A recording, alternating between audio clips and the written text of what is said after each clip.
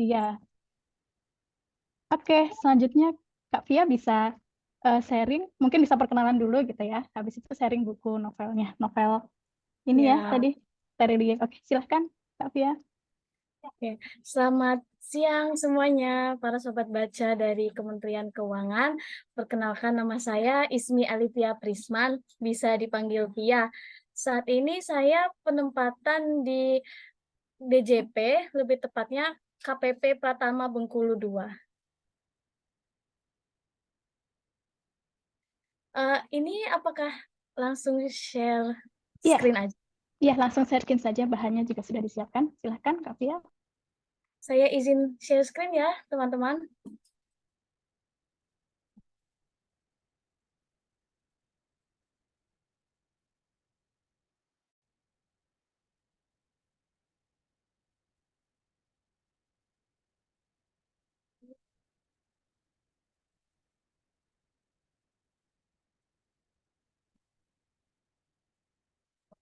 Apakah sudah terlihat? Sudah terlihat jelas. Baik. Oke, jadi sebelumnya sesuai dengan agenda hari ini, saya akan storytelling tentang buku yang saya baca tahun ini sampai selesai. Karena kebetulan tahun ini saya membeli beberapa buku, namun yang selesai hanya buku ini saja. Karena memang saya mengikuti seriesnya dari awal. Yaitu yang pertama, kalau bicara tentang buku Tanah Para Bandit, ini merupakan kelanjutan dari kisah Bujang itu sendiri. Jadi main karakter dari awal memang Bujang. Tapi di buku yang Tanah Para Bandit ini, untuk yang buku yang keempat ini adalah Padma. Mungkin saya mulai dari awal dulu aja biar ada timeline. Untuk yang pertama ada buku judulnya Pulang. Nah, untuk Pulang ini rilis 2015 ketika saya masih SMA.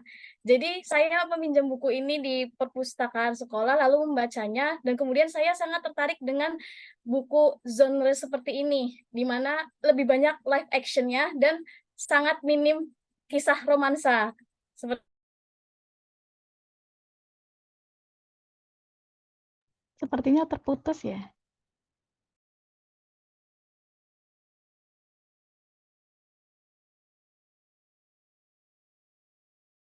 Sebenarnya terlempar nih Kak Rima. Apa mau gantian dulu, yang lain dulu, apa kita tunggu dulu mungkin ya? Tunggu sebentar ya.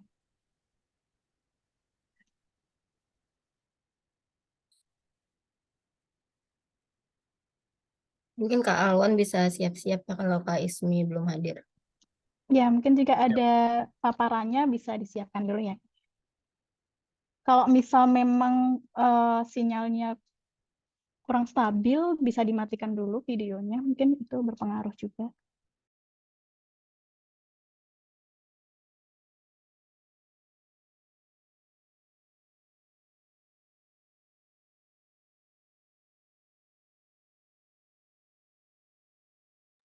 Kita tunggu sebentar lagi ya. Baca.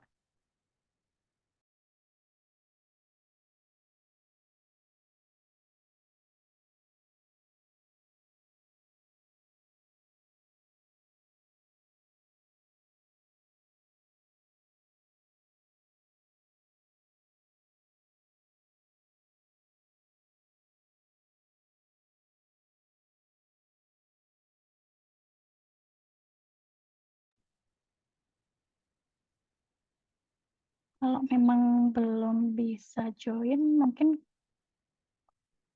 Kak Alwan ya, boleh.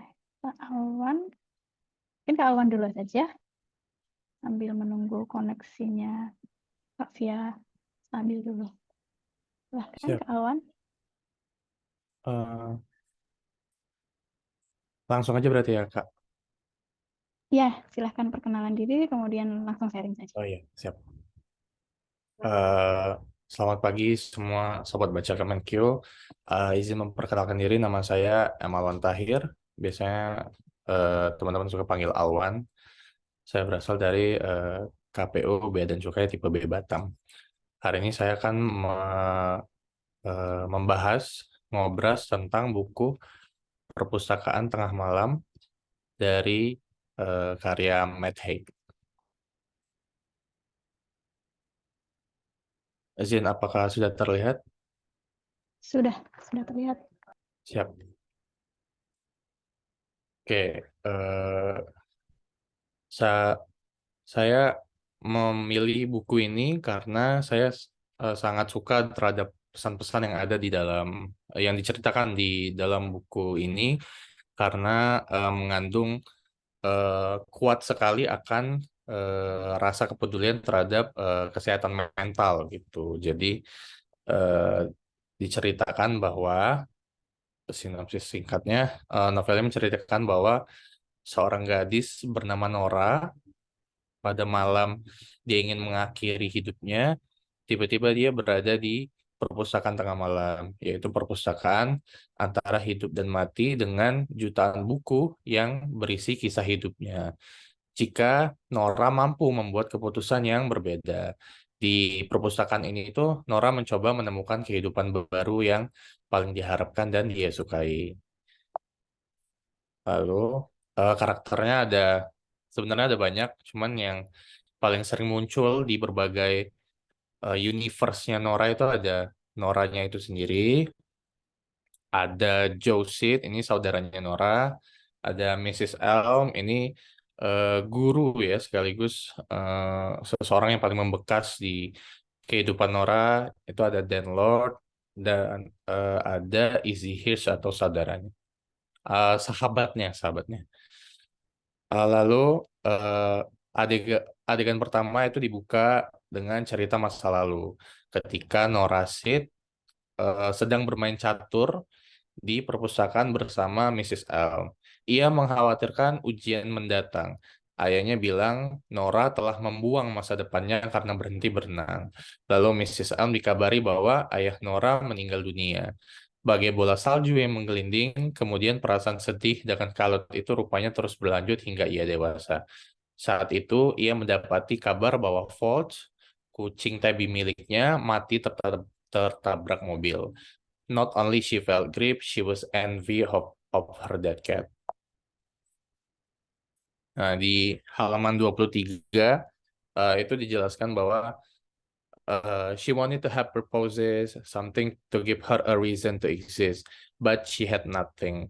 Di halaman 27 juga, every move had been a mistake, every decision a disaster, every day a retreat from whom she'd imagined she'd be. Merasa tidak ada lagi gitu kan yang bisa Nora pertahankan, akhirnya Nora memutuskan untuk mati, meninggal dunia. Lalu perpustakaan tengah malamnya hadir gitu saat Nora berada di ambang antara kehidupan dan kematian. Perpustakaan ini tuh menyimpan banyak kehidupan alternatif yang bisa dipilih. Namun sebelum itu, Nora harus tahu kehidupan seperti apa yang sebenarnya Nora inginkan. Untuk mengetahuinya, Nora harus membuka buku penyesalan dan menghadapi perasaan itu.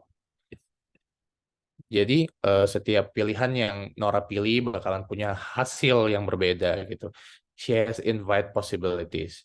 For better or worse, who knows? Cara satu-satunya agar bisa mengetahui endingnya adalah dengan menjalaninya. Halaman 72, the only way to learn is to live. Itu kata Nora itu sendiri. Terus salah satu yang selain tadi membahas dengan kesehatan mental, juga perkembangan dari karakter utama salah satunya Nora itu sangat saya minati karena punya perkembangan atau progres yang bagus gitu kalau dari sisi penulisan. Dari yang katanya I wanna die, my life a disaster gitu kan, and I want it to end gitu kan, aku mau kehidupan ini berakhir, tiba-tiba menjadi will my life be miraculously free from pain, despair, grief and heartbreak, hardship, loneliness, depression? No. Dia bertanya sama dirinya sendiri, kira-kira kehidupan yang sengsara ini bakal berakhir nggak ya? Ternyata enggak. Tetapi do I want to live? Yes, yes, 1,000 times yes. Jadi buku ini itu bagus banget karena bisa memotivasi kita untuk tidak menyerah gitu dalam kehidupan. Terus di halaman 198. Look at how ordered and safe and peaceful it looks now before the game starts. It's a beautiful thing, but it is boring, it is dead, and yet the moment you make a move on that board, things change. Things begin to get more chaotic, and that chaos builds with every single move you make. In chess, as in life, possibility in the basis of everything, every hope, every dream, every regret, every moment of living. Jadi, Mrs. Elm, guru kesayangannya Nora itu di dalam bukunya, di dalam buku Perpustakaan Tengah Malam menceritakan bahwa eh, kehidupan ini tuh seperti catur gitu kan. Banyak sekali kemungkinan. Jadi yang harus kita fokuskan dalam kehidupan adalah bagaimana prosesnya, bagaimana jalannya, bukan hanya kemudian mengharapkan sesuatu yang bagus untuk ending. Maksudnya semua orang memang pengen mau endingnya bagus, cuman justru yang harus kita lebih fokuskan adalah bagaimana caranya, bagaimana proses dalam menggapai itu yang lebih penting gitu. Dan ini digambarkan oleh guru Miss Elm, guru favoritnya Nora, dengan melalui permainan catur seperti itu. Pada akhirnya penulis memberi Nora jalan langsung dari bunuh diri ke penutupan, dari penyesalan ke acceptance, penerimaan. Dia memberi sebatang pohon dan meskipun ada banyak cabang, itu tetaplah sebuah pohon. Maka ceritanya hanya terbentuk di sekitar kehidupan yang dia lalui secara singkat. Nora hidup 100 nyawa, 1000. Cukup bagian teoritik terbatasan yang dia rasakan seolah-olah dia telah melihat semuanya. Nah, kelebihannya novel ini tuh menawarkan premis yang sangat menarik. Novel ini bukan mengenai kisah fiksi biasa, tetapi menjadi suatu kisah yang dapat menginspirasi, menjadi pelajaran hidup dan perenungan yang mendalam. Manheig menuliskan buku ini dengan indah, banyak pesan yang syarat makna di balik cerita fantasi ini. Versi terjemahan novel ini dalam bahasa Indonesia juga terjemahannya dinilai baik gitu dan nyaman untuk dibaca. Jadi tidak terlalu ada kosakata-kosakata asing yang sulit dipahami gitu.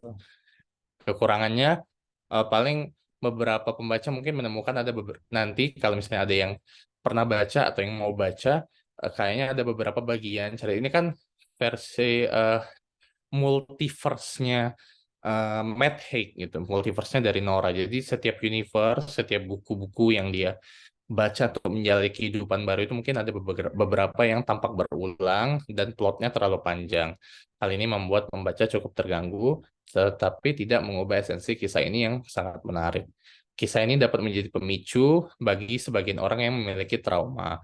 Mungkin kalau traumanya nggak terlalu besar, tapi kalau menurut saya buku ini sangat bagus gitu, punya motivasi yang sangat kuat gitu ya untuk beberapa yang pernah mungkin relate gitu ya sama Nora. Terakhir kalau dari aku sih ratingnya 4,7 dari 5. Ini bagus banget. Sebenarnya chaos gitu kan. Kalau misalnya relate sama pemeran utamanya mungkin kayak banyak banget apa yang ada di pikiran gitu kan. Tapi ternyata dari Matt Haig-nya bisa apa ya, mengemasnya menjadi hiburan yang klasik dan ringan. Paling itu aja. Sekian dari saya. Terima kasih. Mohon maaf kalau ada salah-salah kata dan perbuatan. Wassalamualaikum warahmatullahi wabarakatuh. Waalaikumsalam warahmatullahi wabarakatuh. Terima kasih Kak Alwan. Kalau dilihat dari serinya tadi memang menarik sekali ya terkait dengan kesehatan mental. Dan kalau dibaca sekilas gitu dari judulnya Perpustakaan Tengah Malam ini maksudnya apa gitu? Ada apa gitu di Perpustakaan Tengah Malam? Nah, cuma ternyata di situ ada pesan yang sangat dalam ya untuk motivasi diri kita gitu ya, buat refleksi diri juga ya. Kalau hidup itu nggak mulus gitu kan? Maksudnya kita lihatnya di proses ya tadi ya kata Kak Alwan. Jadi eh, ya memang hidup itu tidak melulu rata gitu, lurus aja gitu ya. Banyak pilihan dan hasilnya juga macam-macam gitu ya kayak kalau yang saya tangkap tadi. Itu yang penting dari Betul, Kak. proses dan tidak boleh menyerah gitu ya. Oke, sip. Kita lanjut saja ya ke Kak Fitri mungkin. Kita ke Kak Fitri dulu. Silahkan Kak, karya Terelia ya tadi. Oke, suara saya terdengar jelas? Sudah terdengar jelas? Oke, sebentar izin saya screen ya.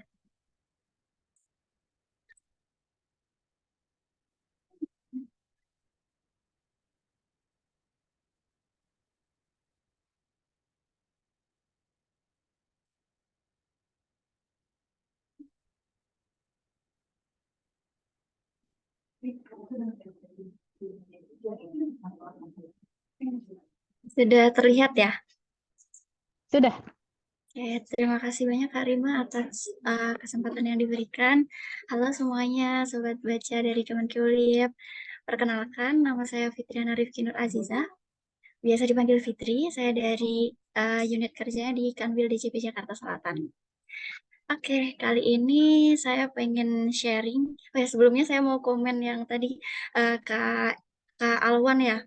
Keren banget ceritanya dan sangat detail. Di sini saya mau sharing buku berjudul Rembulan Tenggelam di Wajahmu, karya Terelie. Kenapa memilih ini? Karena saya sangat suka dengan Terelie, karena ceritanya itu biasanya berkisah tentang kehidupan gitu. Jadi menurut saya banyak pelajaran hidup yang bisa diambil. Terus untuk sekilas tentang bukunya, diterbitkan oleh Republika, lumayan tebal 426 halaman, tapi menurut saya ketika saya membaca buku ini kayak nggak kerasa gitu, sekali duduk bisa habis. Terus dia soft cover, diterbitkan di Jakarta pada tahun 2009. Nah, novel ini bercerita tentang kisah perjalanan hidup seseorang bernama Rehan, panggilannya Ray. Nah, dia ini jadi di buku ini itu alurnya mundur ya. Jadi di awal-awal itu menceritakan si Ray ini udah berusia 60 tahun sebelum meninggal. Dia sekarat posisinya, terus didatangi seseorang gitu, kayak malaikat mungkin ya, cuman nggak diceritakan secara detail ini siapa. Nah, si malaikat ini ngajak Ray untuk balik lagi ke kehidupan Ray di masa kecil. Jadi dia kayak balik lagi ke masa kecil, terus ke masa remaja, dewasa, sampai dia tua. Nah, jadi di sini Ray itu selalu mengkritik Tuhan atas takdir yang dia dapat. Terus selalu merasa bahwa hidupnya itu nggak adil, hidupnya itu selalu berakhir dengan buruk gitu. Karena dia dulu tinggal dari kecil, dia udah nggak punya ayah, nggak punya ibu. Terus dia tinggal di panti asuhan yang penjaga pantinya itu menyelewengkan dana untuk dia pergi haji. Terus waktu dia tinggal terus dia pindah lagi ke rumah singgah. Terus di rumah singgah itu banyak preman-preman lah. Terus ketika dia udah punya perusahaan, punya uang, punya segalanya, tiba-tiba dia jatuh. Terus kemudian istrinya meninggal dan segala macam. Nah, di kilas balik ini ditunjukkan, jadi si malaikat ini, bukan malaikat ya, orang yang bersama Rehan ini menunjukkan kepada Rehan bahwa oh, di balik itu semua itu sebenarnya ada sisi yang menyenangkan loh gitu. Jadi dijelaskan seperti dijelaskan dari sudut pandang orang lain gitu. Intinya seperti itu sih. Jadi pada akhirnya si Rehan ini sadar gitu. Oh, ternyata hidup ini memang adil. Terus aku ini sharing beberapa quotes dari bukunya ya. Quotes pertama, bagi manusia, hidup ini juga sebab akibat. Bedanya, bagi manusia sebab akibat itu membentuk peta dengan ukuran raksasa. Kehidupanmu menyebabkan perubahan garis kehidupan orang lain. Kehidupan orang lain mengakibatkan perubahan garis kehidupan orang lainnya lagi. Kemudian entah pada siklus yang keberapa, kembali lagi ke garis kehidupanmu. Saling mempengaruhi, saling berinteraksi. Jadi intinya apapun yang kita lakukan di hidup ini pasti berdampak ke orang lain dan pada akhirnya nanti akan kembali kepada kita. Terus ini quotes yang kedua, kehidupan ini selalu adil. Di akhir ya ini, jadi kehidupan akhirnya si Ray tahu bahwa kehidupan ini selalu adil, keadilan langit mengambil berbagai bentuk, meski tidak semua bentuk kita kenali, tapi apakah dengan tidak mengenalinya kita bisa berani-beraninya bilang Tuhan tidak adil, hidup tidak adil. Terus quotes yang ketiga, selalu berprasangka baik.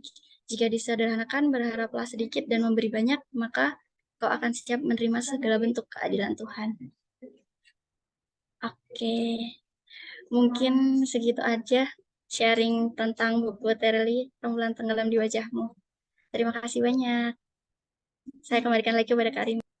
Ya, terima kasih Kak Fitri atas sharingnya. Yang ini novel Terelie khas banget ya Kak ya. Apa namanya? Pasti ceritanya itu sedih haru gitu ya. Terus ada quotes-quotes yang puitis gitu. Iya, benar. Sedih haru gitu ya tentang perjalanan Kak Ray itu tadi ya. Apa Ray? Iya, perjalanan hidupnya Ray. Iya, namanya Ray. Mulai dari kecil sampai dewasa gitu dengan hidup yang ini banyak rintangan gitu ya. Oke. Benar. Ini juga pesan moralnya dalam banget Sobat Baca. Jadi menarik banget ya ini ya cerita fiksi tapi punya pesan moral yang cukup dalam dan bisa relate dengan kehidupan kita. Kalau gitu kita lanjut saja.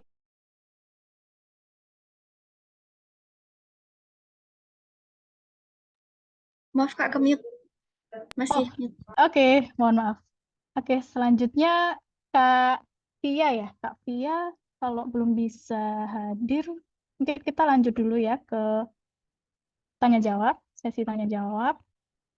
Silahkan Sobat Baca yang ada di sini kalau ingin bertanya tentang novel tadi, dua novel tadi yang sangat menarik, atau mau memberikan kesan-pesan dari hasil sharing atau pernah membaca, mungkin ada tambahan atau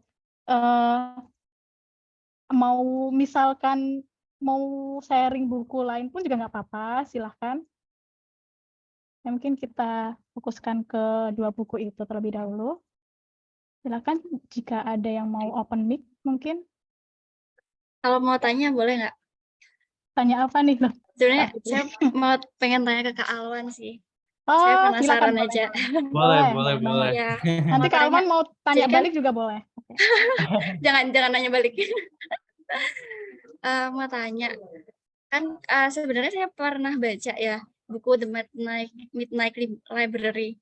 Dia itu kalau nggak salah ini buku terjemahan ya. Yang Betul, kakak baca yang terjemahan. versi bahasa Indonesia atau versi bahasa Inggrisnya? Aku baca yang bahasa Indonesianya. Oh, bahasa Indonesianya. Nah, kan itu novel terjemahan. Penasaran aja sih, menurut kakak, apakah novel terjemahannya itu mudah dipahami bahasanya, atau mungkin karena dia terjemahan kan kadang susah ya? Maksudnya karena ada kata yang terbalik-balik dan sebagainya. Terima kasih. Langsung jawab aja ya. Iya, langsung Oke. jawab aja. Kalau menurut aku sih, yang memang sering langganan baca terjemahan, memang terkadang buku terjemahan itu kalau emang, apalagi kalau fiksi atau fantasi, suka ada yang ngaco gitu kan. Apalagi kalau misalnya ya fantasi gitu. Tapi kalau ini, karena perpustakaan Tengah Malam ini ruang lingkupnya hanya di apa ya, sekitar kehidupan sehari-hari aja, dia kayak kalau menurut aku 8 dari 10 lah. Jadi dia bisa kita mengerti karena kalau misalnya kayak apa ya, kalau yang sering diterjemahin itu misalnya novel Rick Riordan gitu, atau ya yang apa, Percy Jackson segala macam, atau fiksi-fiksi kayak trilogi gitu, misal Hunger Games atau The Maze Runner, itu kan dia pakai misal kayak kota gitu, dia menjelaskan ada negara, ada sebuah tempat. Nah biasanya yang suka terjemahan terlalu baku, kadang atau kurang benar itu di area sini. Tapi kalau misalnya di perpustakaan tengah malam ini, kalau menurut aku, karena dia ruang lingkupnya nggak seluas itu, jadi terjemahnya cukup enak untuk dibaca dan didengarkan. Terus juga perpustakaan tengah malam ini ada audiobooknya juga. Jadi kalau misalnya yang kesulitan tuh baca, bisa didengarkan juga pakai audiobook. Itu aja sih. Terima kasih. Oke, terima kasih Kak Fitri udah bertanya ya dan sudah dijawab oleh Kak Alwan. Ini ada pertanyaan ya di chat grup. Kak Ican, mungkin bisa open mic terlebih dahulu. Apakah memungkinkan? Ya, terima kasih Kak Ya, atas silakan. kesempatannya. Ya. Izin bertanya, kalau misalkan dari kakak-kakak dan teman-teman semua, kalau meresensi buku, biar bisa jadi lebih ringkas, sederhana, kayak tadi kan buku tebal-tebal ya, kalau novel tuh, tapi dengan diceritain tuh singkat, tapi intinya dapet. Kadang suka bingung aja mana yang harus diambil, mana yang di-skip. Mungkin itu Kak. Terima kasih. Oke, ini berarti untuk kedua-duanya ya, Kak Alwan sama Kak Fitri? Iya, boleh Ya. buat dua-duanya Boleh, siapa Kak yang sama Kak Fitri. ya. Oke, siapa yang mau jawab duluan mungkin? Ini pengalaman Kak saat Fitri dulu aja kali. Oke, silakan Kak Fitri mungkin. Ya. Oke, terima kasih atas pertanyaannya Kak Ican. Kalau dari Fitri sendiri, ini aja sih sebenarnya kayak apa sih namanya? Kayak membayangkan kita mau cerita ke orang gitu tentang buku yang kita baca. Jadi kayak kita cerita ke teman aja, oh ini bukunya tentang ini loh gitu. Jadi simpel sih kalau dari aku kayak gitu tipsnya. Mungkin dari Kak Alwan nih yang tadi jelasinnya lumayan cukup detail ya, tapi dalam waktu singkat. Boleh silakan Kak Alwan. Oke. Kalau dari aku sih juga simple sih. Kalau dari aku biar bisa apa tadi pertanyaannya, eh, biar bisa meringkas gitu kan, biar bisa meringkas resensi hal yang bisa jadi sudut pandang kita. Kalau aku sih eh, yang jelas pasti pertama harus suka dulu sama bukunya. Kalau misal kan ada tuh kalau misalnya lagi block atau lagi freeze kan, kayak lagi males, lagi mut-mutan, gimana mau resensi gitu kan. Tapi kalau misalnya emang beneran suka sama bukunya, kayak ini kan aku suka banget sama fiksi, apalagi yang kalau misalnya apa ya, bisa ngebikin kita escape gitu kan dari ke apa kehidupan nyata gitu. Jadi karena aku suka banget, jadi aku tahu banget nih ceritanya apa. Nah, itu jadi nanti bisa langsung dibikin resensi sama. Kalau aku sih nggak berusaha untuk sombong, jadi aku tetap usahakan untuk baca juga review-review dari teman-teman Bookstagram atau di apa forum-forum baca di internet yang lain. Jadi ya di combine gitu. Itu aja sih. Terima kasih. Terima kasih untuk jawabannya Kak. Oke, terima kasih. Berarti mungkin nih ya, kita yang penting paham dulu ya bukunya, dia bercerita tentang apa gitu, inti ceritanya apa, masalahnya apa, terus ditambah kalau ada tadi pesan moral juga ya, itu kan juga apa sih yang kita dapatkan dari buku yang kita baca ini gitu kan. Oke, sip. Adakah yang mau bertanya lagi mungkin atau mau sharing? Oh ya, Kak Ulfatin Aulia, sorry ya, silahkan Kak.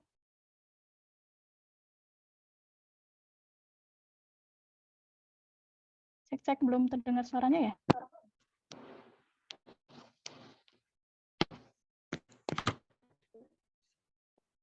Oh ini ada Kak Via ya, udah bisa join lagi. Mohon maaf Kak, tadi saya terputus ya Kak. Iya, tidak apa-apa. Kalau tidak mungkin dimatikan saja videonya kalau tidak stabil. Tadi apakah saya sudah selesai dan pindah ke storyteller selanjutnya atau bagaimana ya Kak? Oh iya, tadi yang lain dulu tadi. Oh iya, mohon Sambil maaf menunggu Kak Via. Ya, tidak apa-apa. Kalau sekarang ya untuk tanya jawabnya kita Itu tadi udah mulai tanya jawab, tapi baru satu pertanyaan. Boleh sekarang bisa disampaikan sharingnya? Ya, kalau nggak stabil dimatikan saja camnya. Oke. Tapi berarti ini saya mute dulu ya Kak, karena udah lanjut ke yang lain atau bagaimana? Oh tidak, silakan sekarang Kak Via, gilirannya Kak Via. Yang lain sudah tadi. Nggak apa-apa. Oke. Mohon maaf, sobat baca sekalian, tadi saya sampai mana ya? Karena saya bingung tadi nge-cut, tadi saya putusnya di bagian mana? Tadi masih di awal-awal ya, slide kedua kalau tidak salah. Ya, masih di awal-awal tadi Kak. Oh, masih di awal-awal. Iya. Oh tadi tidak menyadari ya?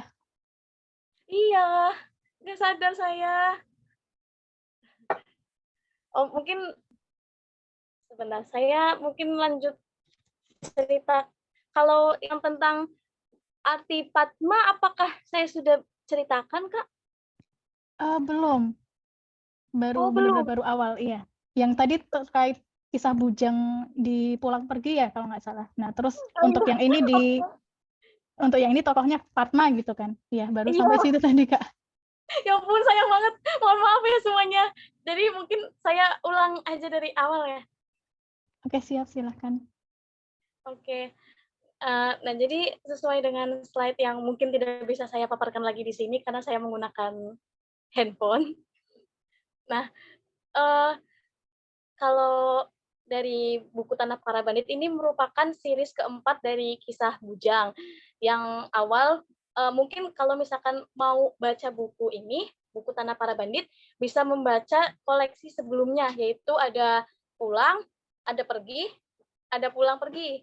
Nah, jadi untuk buku yang Pulang ini rilis tahun 2015 dan menceritakan latar belakang dari Bujang itu sendiri, yang mana Bujang lahir di pasangan ayah yang dari seorang prewa dan ibu yang berasal dari keturunan Tuanku Imam. Nah, dari Tuanku Imam ini merupakan sosok yang dipandang religius di tanah Sumatera ini, karena memang lokasi atau latar dari cerita ini sepertinya memang di Sumatera, karena selalu menyebutkan bahwa Talang Bujang atau Desa Bujang itu berada di wilayah Bukit Barisan.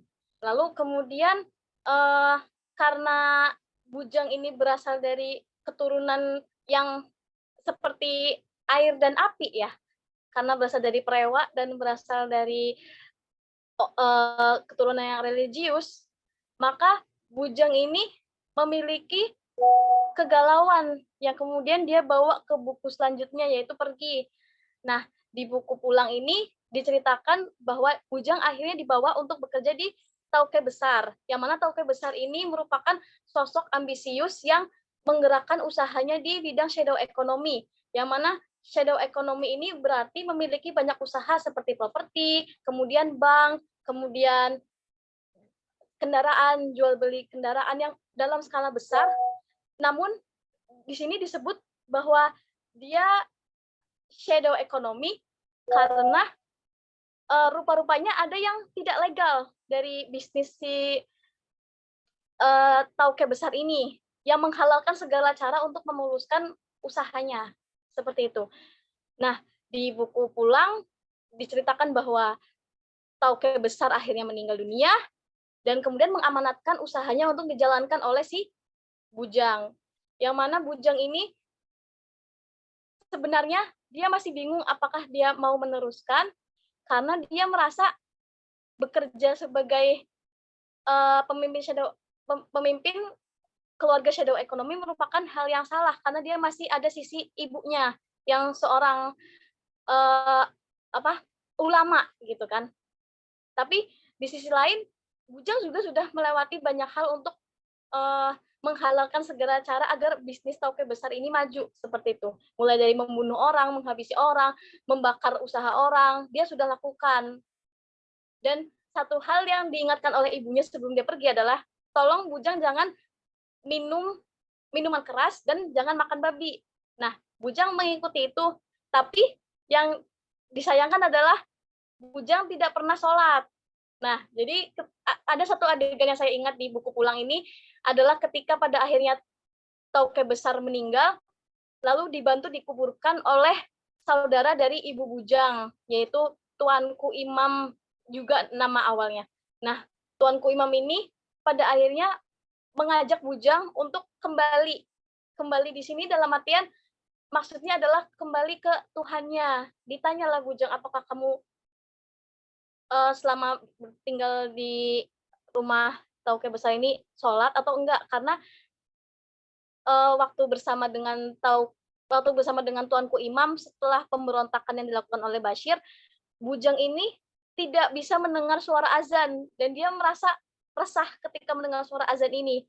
Makanya diajaklah oleh Tuanku Imam ini untuk pelan-pelan kembali di sana dalam artian kembali ke Tuhannya. Nah, tapi kemudian Bujang dibiarkan oleh Tuanku Imam untuk memilih apakah dia hendak melanjutkan surat wasiat dari Tauke besar atau tidak untuk menjadi seorang Tauke, menggantikan dia yang sudah meninggal karena pemberontakan yang dilakukan oleh Bashir, sahabatnya sendiri. Seperti itu. Nah, kemudian akhirnya Bujang memutuskan untuk meneruskan usaha dari Tauke besarnya. Dan di buku Pergi diceritakan bahwa Bujang bertemu dengan saudara tirinya yang berasal dari ibu yang berbeda tentunya, yang ditemui oleh Samad, ayahnya. Nah, di sini si Bujang kecewa karena rupanya ayahnya ini dianggap di kepala Bujang ini tidak setia karena mencintai wanita lain selain mamanya. Karena ada si Diego ini. Nah, tapi si Diego ini muncul dengan harapan Bujang mau mengikuti dia untuk memberantas shadow ekonomi yang sudah menghancurkan keluarga mereka gitu. Karena sampai bapaknya Bujang ini lumpuh dan bahkan tidak direstui untuk menikahi Mamak Bujang karena dia sudah membunuh banyak orang karena mengikuti keluarga shadow ekonomi ini. Nah, tapi Bujang ini karena dia orangnya ini cukup loyal, maka dia tidak mau dan kemudian terjadilah si tegang antara Bujang dan kakak tirinya yaitu Diego. Nah, di buku Pergi juga diceritakan bahwa Bujang akhirnya dijodohkan oleh keluarga shadow ekonomi lainnya yang berasal dari Rusia, yaitu wanita bernama Maria. Nah, kemudian lanjut ke buku Pulang Pergi. Di Pulang Pergi ini fokus pada kisah Bujang dan Maria untuk mengembalikan kembali kejayaan shadow ekonomi yang ada di Rusia. Karena seperti pemberontakan yang dialami oleh Bujang di buku Pulang, di Rusia ini sendiri juga terjadi pengkhianatan yang dilakukan oleh keluarganya sendiri gitu. Jadi karena ini fokusnya untuk mengembalikan kejayaan dari shadow ekonomi, keluarga shadow ekonomi yang ada di Rusia, makanya kemunculan Bujang dan Maria ini sering di buku Pulang Pergi. Dan di bagian akhirnya baru mengenalkan sedikit tentang Padma, yang mana menjelaskan kalau Bujang ini antara suka atau tidak dengan Maria gitu. Karena dia ternyata masih ada rasa dengan seorang wanita yang ditemuinya dulu waktu kecil ketika masih di Talang. Nah, waktu itu di buku Pulang Pergi belum disebutkan siapa nama wanita yang rupanya mengisi hati dari Bujang yang tidak pernah, yang di buku Pulang Pergi itu tidak pernah diceritakan nih dia dekat dengan siapapun. Nah, tapi baru diceritakan di buku Tanah Para Bandit ini. Seperti itu. Nah, makanya dari buku Tanah Para Bandit ini, saya bawa bukunya, benar-benar fokus untuk bercerita tentang Padma, mengenalkan para pembaca tentang eksistensi seorang Padma. Siapa sih Padma sampai bisanya Bujang ini nggak bisa lupa, seperti itu. Nah, kemudian diceritakan bahwa Padma sendiri memiliki makna bunga Rafflesia arnoldi. Dan ini sangat pas sekali dengan saya yang penempatan di Bengkulu. Dan saya merasa bahwa saya akhirnya menemukan jawaban di mana latar sesungguhnya buku series Bujang ini. Yaitu ternyata kemungkinan ada di Bengkulu, seperti itu. Saya agak yakin 90% karena ada bawa-bawa bunga Rafflesia Arnoldi, seperti itu. Nah, kemudian si Padma ini sama seperti Bujang. Dia berasal dari keluarga yang jago bela diri, tetapi Padma bukan keturunan Prewa, tapi keturunan ulama yang dia juga fokusnya ke bela diri, seperti itu. Kayak berlatih fisik, tapi tidak menghalalkan segala cara di jalan yang jahat. Tapi sifat Padma lebih seperti Robin Hood, yang dia itu jahat, dia itu berperan sebagai pencuri di mata masyarakat, tapi sebenarnya uangnya ini disalurkan untuk kebaikan. Seperti itu. Waktu Padma berusia 15 tahun, dia diajak oleh kakeknya, karena memang Padma dari kecil itu sudah yatim piatu, karena ayah dan ibunya meninggal di salah satu misi organisasi yang seperti Robin Hood itu. Ada misi yang dilakukan oleh Padma untuk membakar lahan ganja. Nah, pembakaran ini dimaksudkan untuk mencegah terjadinya jual beli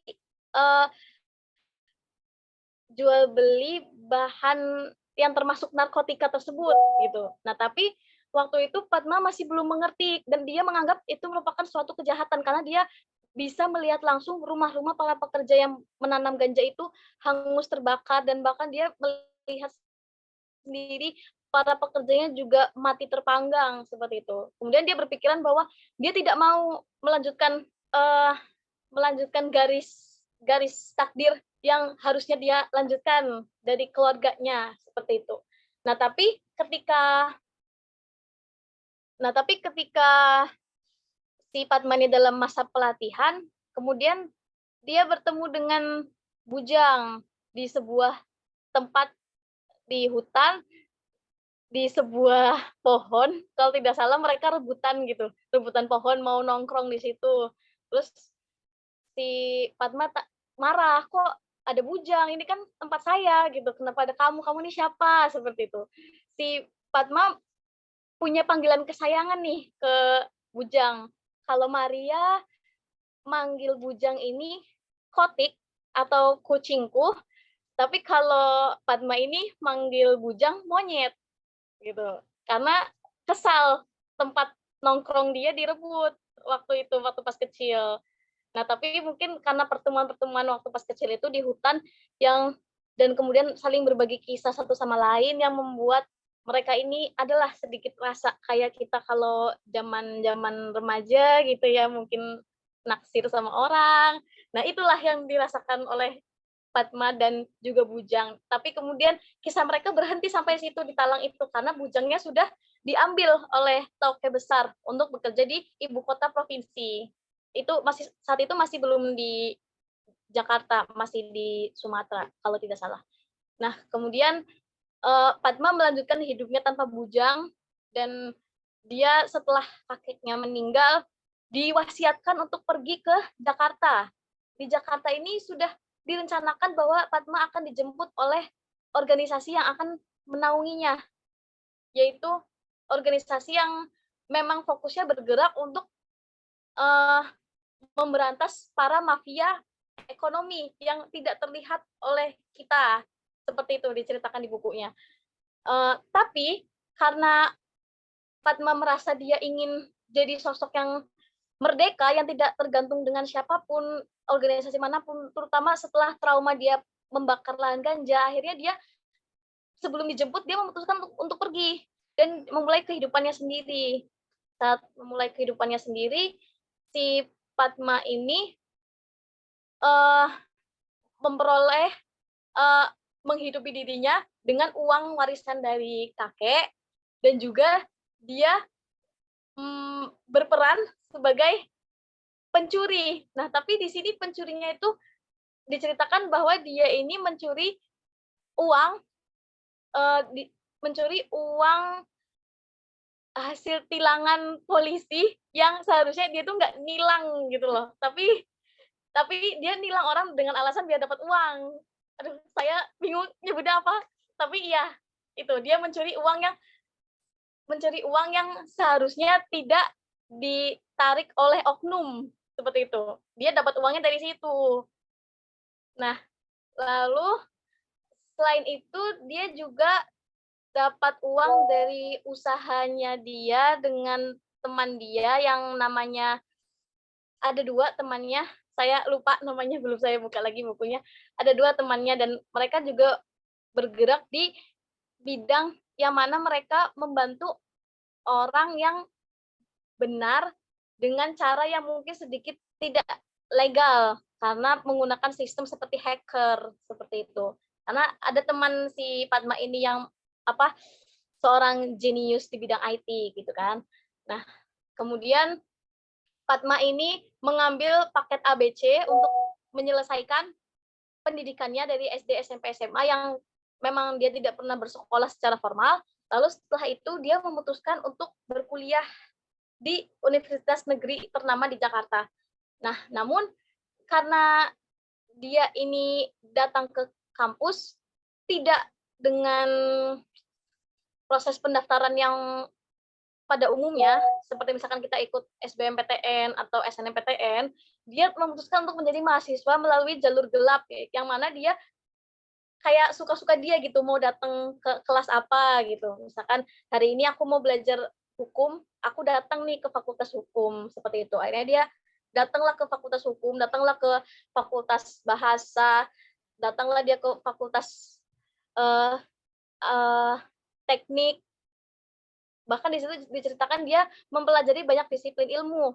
Selain ekonomi, hukum, dia juga belajar teknik. Tekniknya ada banyak. Ada teknik mesin, setahu saya. Kemudian dia juga belajar tentang IT seperti teman rekan sejawatnya. Dan benar-benar di sini dia menguasai semua disiplin ilmu, tapi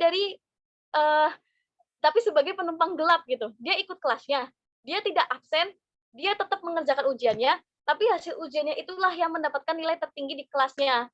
Seperti itu. Jadi semacam anonymous person di kelas gitu, yang kita nggak tahu dia siapa. Seperti itu. Nah, kemudian di sini, di buku Tanah Para Bandit, si Padma juga akhirnya memang mungkin sudah takdirnya untuk menjadi seorang vigilante. Vigilante itu merupakan organisasi yang dimaksud yang seharusnya diikuti oleh Padma, namun dia kabur. Yang mana dia akhirnya bertemu dengan beberapa mafia yang terlibat di shadow economy, lalu kemudian dia membantu untuk menyelesaikan masalah tersebut dengan 2 rekannya tadi, tapi belum masuk ke organisasi vigilante. Yang kemudian diungkapkan bahwa 2 temannya ini merupakan suruhan dari organisasinya untuk mengawasi si Padma. Tapi Padma nggak tahu sama sekali. Jadi dia taunya ya, oh kebetulan aja ngekos di tempat yang sama, tapi ternyata sebenarnya dari awal memang Padma sudah diawasi seperti itu. Dan kedua temannya ini merupakan talent handal di organisasinya yang kemudian akan menjadi rekan Padma untuk menjalankan misi-misi selanjutnya seperti itu. Nah, akhirnya di akhir bagian buku ini Padma dijelaskan bahwa dia harus bergabung di organisasi ini dan kemudian juga diberitahu tujuan dari organisasi ini apa. Dan kemudian Padma ini akhirnya setuju untuk bergabung, yang kemudian atas bergabungnya dia di organisasi itu mengarahkan dia untuk bertemu dengan Bujang di akhir cerita, yang mana dia akhirnya bisa bertemu Bujang ketika Bujang ini sedang sekarat. Nah, ya seperti itu. Waktu pas sekarat inilah, dan waktu pas adegan Bujang sekarat ini, si Maria kan yang ada di samping Bujang. Nah, lalu si Maria ini berkata, bangun, bangun. Oh, baik. Bangun kucingku, begitu. Kemudian datanglah si Maria ini yang kemudian berkata, tidak, itu bukan kucingmu, itu adalah monyetku, seperti itu. Dan kemudian cerita berhenti sampai di situ. Demikian, terima kasih, sahabat baca. Mohon maaf kalau waktunya kepanjangan. Oke, Kak Via, terima kasih ya atas sharingnya. Kayaknya menggebu-gebu sekali ya. eh benar-benar mendalami ceritanya seperti itu. Itu ceritanya pelik sekali ya. Maksudnya dia sequel ya, atau prequel gitu ya jadinya ya. Jadi perlu Ya, betul. membaca yang sebelum-sebelumnya juga, yang tadi pulang pergi Ya, gitu. Oh, pulang pergi seperti itu. oke. Oke, sip. Terima kasih ya Kak Via, sudah sharing yang cukup Sama-sama, Kak. menarik sekali. Itu kayak storytelling, jadi bisa ikut kece juga nih Kak, lomba itu storytelling. Cocok itu, Baik, bagus. diusahakan. Oke, nah ini 3 buku tadi itu menjadi rekomendasi kita saat libur, mungkin buat sobat baca yang liburan. Ini karena kalau libur kan pengennya yang ringan gitu ya, yang apa biasanya seperti ini, fiksi, terus ceritanya yang kita suka, seru, terus kita biasanya ngikut juga ya, kayak masuk ke dalam ceritanya itu ya. Seru banget sih ini. Saya list juga buku-bukunya ini. Kebetulan belum baca. Oke. Mungkin tadi ada pertanyaan ya, satu pertanyaan dari Kak. Mungkin satu lagi ya, mungkin ya karena waktunya kita terbatas.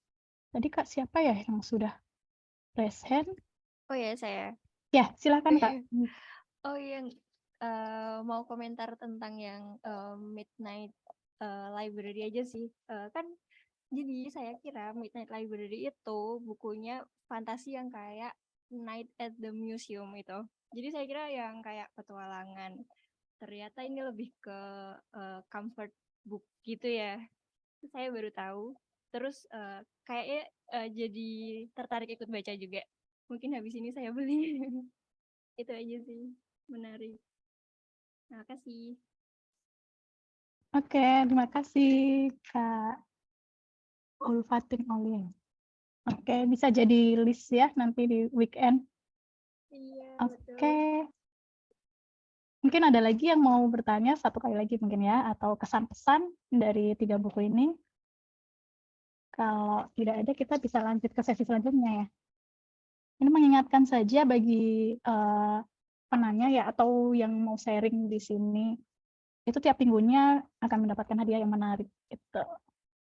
Oke, jika tidak ada, kita lanjut ya ke sesi yang sudah ditunggu-tunggu ini buat peserta lomba kece kemarin. Tidak ada ya? Oke. Kita lanjut ke pengumuman pemenang KC 2023 periode 1 dan 2 yang akan diumumkan oleh Mbak Vita, Minpus kita. Baik, Mbak Vita, saya serahkan ke Mbak Vita. Silakan Mbak Vita. Ya, Assalamualaikum warahmatullahi wabarakatuh.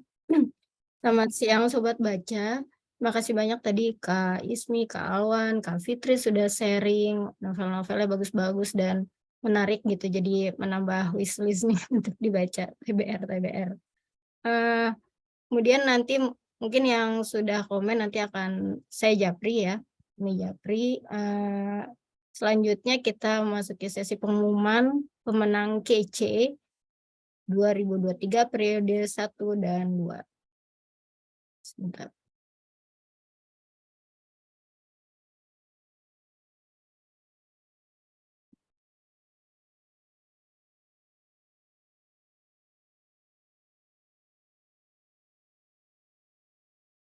Ya, ada 4 pemenang favorit karena kita gabung periode 1 dan 2. Seharusnya setiap periode 3 pemenang kan ya. Tapi karena ini ada 2 periode, jadi ada 2 pemenang favorit ditambah 2 pemenang jadi 4. Hadiahnya bisa dapat sertifikat dan voucher belanja buku. Pemenang pertama dengan 69 like. Siapa ya? Pak Suatno dari Kanwil DJB Kalsel. Oke, selanjutnya pemenang favorit kedua dengan 79 likes.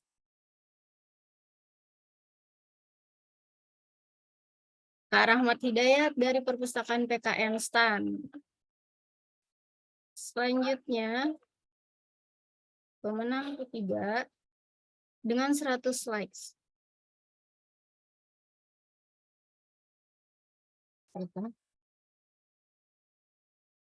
Kak Embun dari Direktorat Jenderal Anggaran. Oke. Selanjutnya untuk pemenang keempat 127 likes nih yang terbanyak. Siapa ya? Kak Rostinide Simarmata dari Sekretariat Jenderal.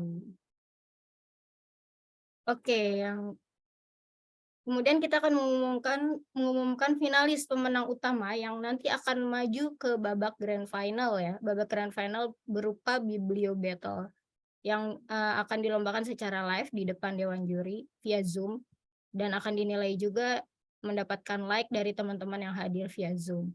Nah, siapakah 2 orang finalis ini?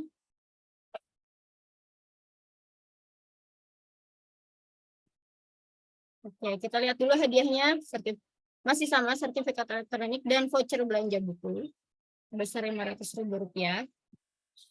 Ya, ini dia. Yang pertama dengan 650,9 poin. Kak Lorencia Kristina BR Siregar dari Kanwil DJP Provinsi Kepulauan Riau. Ya, selamat Kak Lorencia. Kemudian balik lagi. Oke, yang kedua. Kak Fatia Mina. Ini Bookstagram. Ini nilainya berapa tadi? Ini lagi. Ini coy. Nah, Kak Fatia Mina Bookstagram. Selamat Kak Fatia. Ya, itu tadi pemenang KC periode 1 dan 2. Selamat untuk para pemenang. Nanti akan kami hubungi untuk hadiahnya. Dan untuk finalis pemenang utama, silakan mempersiapkan dirinya untuk lomba Biblio Battle di Grand Final bulan November nanti. Ya, itu dia Kak Rima. Mungkin selanjutnya saya langsung mengumumkan ini ya, mekanisme baru untuk periode 3, KC periode 3 ya. Ya, KC periode 3 ini masih dengan tema yang sama. Nah, ini waktunya sudah dimulai sebenarnya dari tanggal 1 sampai 23 Juli. Jadi masih ada sekitar 2 minggu ya, 2-3 minggu lagi. Nah, ini yang sudah kita tahu babaknya ada 5 penyisihan sampai bulan September nanti. Jadi yang kemarin belum sempat mengikuti bisa bersiap-siap untuk mengikuti periode 3, 4, dan 5. Nah, kami menerima masukan-masukan dari teman-teman, terutama yang baru belajar untuk membuat resensi buku, bahwa ternyata agak sulit untuk resensi yang sepanjang itu gitu. Jadi kami mengubah mekanisme dan syarat ini menjadi durasinya untuk babak penyisihan lebih pendek, 3-5 menit saja. Itu sama seperti yang sudah kita lakukan di KC 2022 yang lalu gitu. Jadi lebih mudah untuk di babak penyisihan ini supaya lebih banyak yang bisa mengikuti gitu. Nah, karena sudah lebih mudah, karena durasinya sudah lebih pendek, jadi akan kami tambah syaratnya dengan mengupload ke feed Instagram gitu. Karena di feed nanti bisa lebih dari 1 menit ya. Jadi nanti videonya tidak terpotong. Kalau di postingnya di Reels itu nanti kemungkinan akan terpotong. Jadi lebih baik di postingnya di feed Instagram gitu. Jadi kayak Instagram TV ya, masuknya ke Instagram TV gitu. Nah, setelah di-upload ke feed, jangan lupa sebelum diposting itu di-invite kolaborator ke Instagramnya Kemenkilip gitu. Nanti akan muncul di 2 feed jadinya, di feed pribadi dan feednya Instagram Kemenkilip gitu. Tapi selain ini teman-teman peserta juga tetap mengupload videonya ke formulir ya, formulir pendaftaran gitu. Oke, ini jadi syarat-syarat yang baru nanti akan kami posting kembali. Masih sama seperti yang kemarin, kalau yang lain hanya yang berbeda yang tadi aja. Untuk format video juga masih sama, ukurannya 1920 x 1080 atau ini ukuran untuk video YouTube ya sebenarnya gitu, dan maksimal size 1 GB. Oke, ready? karena udah lebih pendek, kami harap lebih banyak lagi yang bisa ikutan ya. Selanjutnya mungkin supaya lebih cepat ya Kak, kita lanjut ke pengumuman new challenge baru untuk Sobat Baca. Ini khusus untuk Sobat Baca ya. Ini new challenge namanya Bakekok atau baca bareng berkelompok. Itu mungkin teman-teman ada yang sudah pernah atau belum yang mengikuti challenge seperti ini. Jadi biasanya kalau kita lihat ada buku yang tebalnya 500-400 halaman gitu, mungkin aduh ini kayak bukunya menarik gitu, pengen baca tapi kok kayaknya nggak sanggup gitu. Kalau sendirian gimana ya? Kalau wow ternyata tebel banget ya gitu.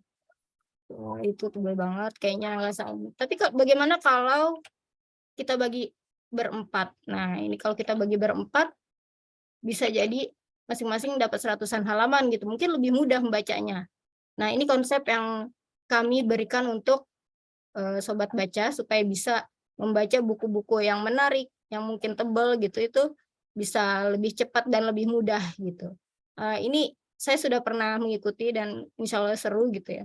Karena kadang kalau kita cuma dapat yang bagian depan gitu, penasaran bagian selanjutnya gimana gitu, tapi jadi seru gitu. Nanti setelah di akhir periode nanti masing-masing akan saling menceritakan hasil bacaannya gimana, nanti baru ceritanya digabung dan dipresentasikan oleh salah satu perwakilan kelompok di acara yang di akhir bulan Juli ini gitu. Nah, itu nanti juga untuk kelompok yang terbaik akan mendapat hadiah buku-buku untuk satu kelompok. Ya, itu aja Karima. Nah, ini selanjutnya agenda Sobat Baca di bulan Juli yang boleh diikuti juga oleh teman-teman di luar Sobat Baca ya. Selanjutnya di tanggal 14 Juli nanti kita akan ada acara animasi book review. Jadi kayak mini workshop membuat book review tapi menggunakan animasi gitu. Mungkin teman-teman ada yang mau membuat vlog gitu, book review tapi tidak ingin menampilkan wajah atau membuat vlognya lain dari yang lain gitu. Menggunakan animasi nanti kita belajar bersama di tanggal 14 Juli.